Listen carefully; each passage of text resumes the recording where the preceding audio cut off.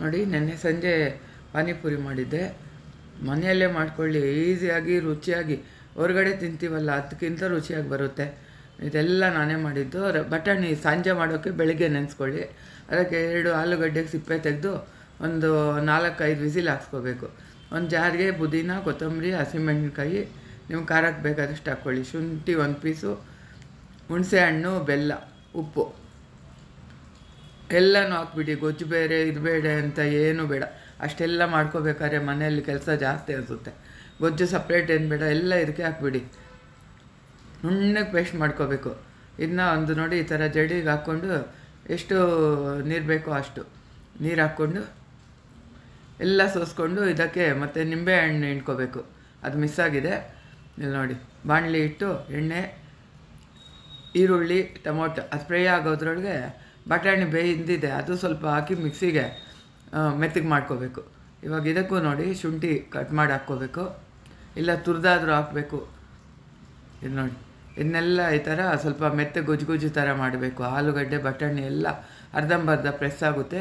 ಆವಾಗ ಒಂಥರ ಗಟ್ಟಿ ಬರುತ್ತೆ, ಇಲ್ಲಾಂದರೆ ನೀರು ಆ ಥರ ಇರುತ್ತೆ. ಇವಾಗ ಇದಕ್ಕೆ ಹಾಕ್ಬಿಟ್ಟು ಅದನ್ನೆಲ್ಲನೂ ಬಟಾಣಿ ಆಲೂಗಡ್ಡೆ ಇದು ಕುದೀತಾ ಇರಲಿ. ಇದಕ್ಕೆ ತಕ್ಕಂತೆ ನೀರು ಹಾಕ್ಕೋಬೇಕು. ನೀರು ಹಾಕ್ತಾ ಟೊಮೊಟೊದು ಅದು ಕಲರ್ ಕೂಡ ಬಿಟ್ಕೊಳ್ಳುತ್ತೆ. ಇವಾಗ ಇದಕ್ಕೆ ಖಾರದ ಪುಡಿ ಹಾಕ್ಕೋಬೇಕು, ಬರೀ ಖಾರದ ಪುಡಿ. ಜೀರಿಗೆ ಪುಡಿ ಹಾಕಿ, ಧನಿಯಾ ಬೇಡ, ಜೀರಿಗೆ ಪುಡಿ ಹಾಕ್ಕೋಬೇಕು. ಮತ್ತು ರುಚಿಗೆ ತಕ್ಕಷ್ಟು ಉಪ್ಪು ಹಾಕ್ಕೋಬೇಕು. ಇವಾಗ ನಾವು ಬೇಯಿಸಿ ಮಿಕ್ಸಿಲಿ ಮಾಡಿಟ್ಟಿದ್ದೀವಲ್ವ ಆ ಪುಡಿ, ಅದನ್ನ ಬಟಾಣಿದು ಅದನ್ನೂ ಹಾಕ್ಬಿಡ್ಬೇಕು. ಎಲ್ಲ ಚೆನ್ನಾಗಿ ಮಿಕ್ಸ್ ಮಾಡಿ ಒಂದು 5 ನಿಮಿಷ ಚೆನ್ನಾಗಿ ಕುದಿಸ್ಬೇಕು. ನೋಡಿ, ಅರಿಶಿನ ಸ್ವಲ್ಪ ಹಾಕ್ಕೊಳ್ಳಿ. ಇದು ಕೊತ್ತಂಬರಿ ಸೊಪ್ಪು ಲಾಸ್ಟಿಗೆ ಹಾಕ್ಬಿಟ್ಟು ಈ ಪೂರಿಗಳು ನೋಡಿ ನಾನು ಮನೇಲಿ ಮಾಡಿದ್ದಲ್ಲ. ನಮ್ಮ ಗೊತ್ತಿರೋ ಹುಡುಗಿ ಬೇರೆಯವ್ರಿಗೆ ಮಾಡ್ಕೊಡೋಕೆ ಹೋಗ್ತಾಳೆ. ಅದು ಹಂಗೆ ಅವಳಿಗೆ ಬರುತ್ತೆ ಚೆನ್ನಾಗಿ ಮಾಡೋಕ್ಕೆ.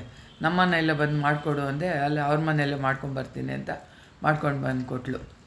ಚೆನ್ನಾಗೇ ಇತ್ತು, ಸ್ಮೆಲ್ಲು ಏನೂ ಇರಲಿಲ್ಲ. ಮತ್ತೊಂದು ಸರಿ ಇನ್ನೂ ವೀಡಿಯೋ ಇದೆ ನಾನು ಮಾಡಿರೋದು. ಮತ್ತೊಂದು ಸರಿ ನಾನು ಮನೆಯಲ್ಲೇ ಮಾಡಿ ತೋರಿಸ್ತೀನಿ. ಇದಕ್ಕೆ ನೋಡಿ, ಇವಾಗ